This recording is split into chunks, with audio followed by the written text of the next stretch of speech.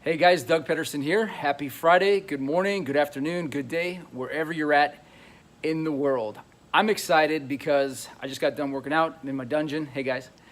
And it's also week 20 of me upholding my commitment to post something of value each week right here on my Facebook page. So I'm excited to have a 2 in front of the video numbers. So I'm excited. I wanted to start off with a question. I just wonder, have you ever had an argument with someone, but in your head, maybe had, the words, you're just replaying an argument or having an argument that didn't really exist, over something that happened, maybe something that really, an event that occurred, but you're having the argument with yourself, with the other person. Or have you ever spun up so much, gotten yourself so spun up about something that you did, you really regretted, you just kept beating yourself down, like calling yourself an idiot or a dummy or swearing at yourself or just browbeating yourself for minutes or even hours. I know that I have. I know that the first one is definitely true.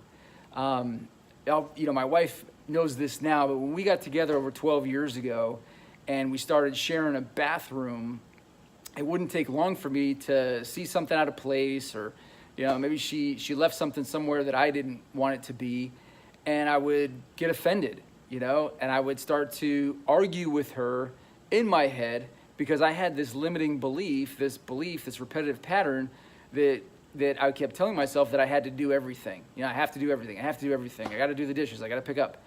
And I kept having these arguments over silly stuff with myself, of course, not with her. I didn't want to bring these things up with her. We were in love and everything else. But my point is that if you have some of these types of things going on, this is what we would call an erroneous zone. This is what Dr. Wayne Dyer wrote a whole book about called the erroneous zones. And it creates immobility, and it starts in the mind, and it also has to end in the mind.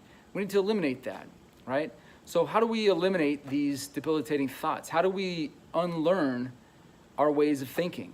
I mean, I'm not sitting here in my gym thinking that it's easy. In fact, I wanted to shoot this video here in my gym because I know that just like working out is hard and sometimes it's painful and you got to push yourself, that changing your thought patterns is hard work. It's not for the faint of heart. It's not easy. But it's definitely doable. And so I want you to think about that. I want you to think about what lies ahead. More peace, more balance, more present moment awareness, right? As you start to unwind debilitating thought patterns. Okay, so what are the steps? How do you do that? Well, the first part is being aware. I had to grab a hold of myself and be aware that, hey, Doug, hello, you're having this argument in your head and it's really just you. She's living, she's being herself, and you're making up these scenarios and these situations, and it has nothing to do with her, and you're arguing about it with yourself. That's all you. So I had to be aware of that and take accountability over it, and then fight back. I had to choose new meanings. I had to choose new thought patterns. And I'll be honest with you, we're about to celebrate our 10th year wedding anniversary. And I've done a good job of rooting this out, but every once in a while,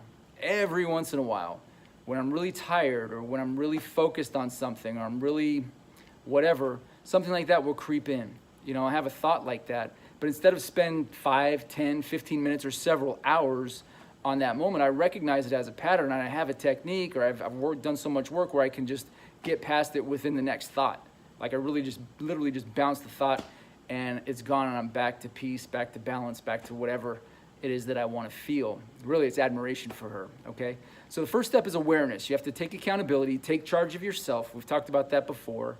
And then once you have an awareness that, okay, this is me, and this is in my thought pattern, this is in my mind, and I want to take charge of it, then you need to grow, okay? You need to grow, you need to mature out of that thought pattern. And so you need to put yourself in a humble spot. You need to put yourself in a place of humility, make yourself vulnerable to yourself, and learn something new.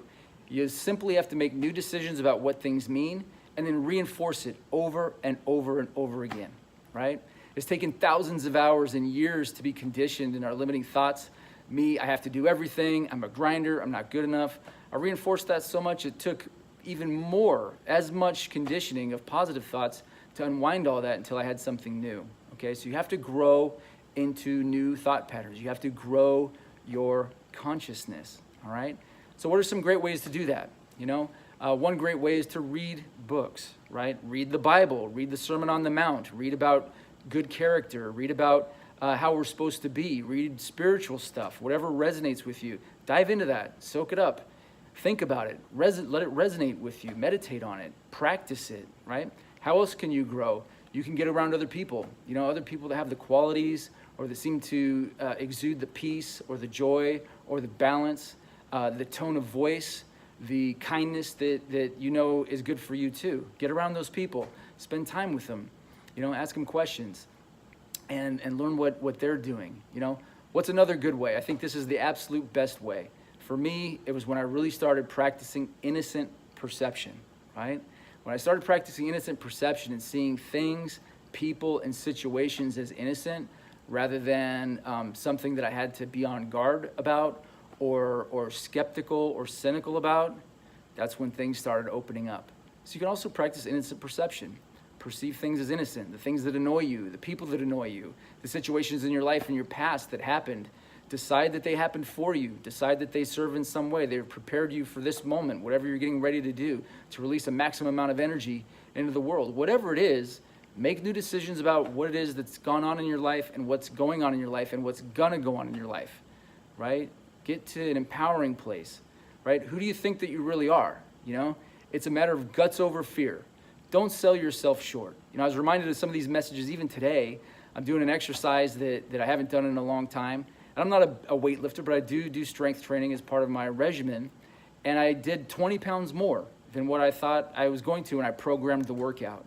And it was simply because I was ready. And I realized that I have more strength in me than what I thought I did when I wrote the workout. So don't sell yourself short. You can do this. The goodness that's in me is the goodness that's in you. Take your shot. It's guts over fear. That's literally all it is. It's conditioning.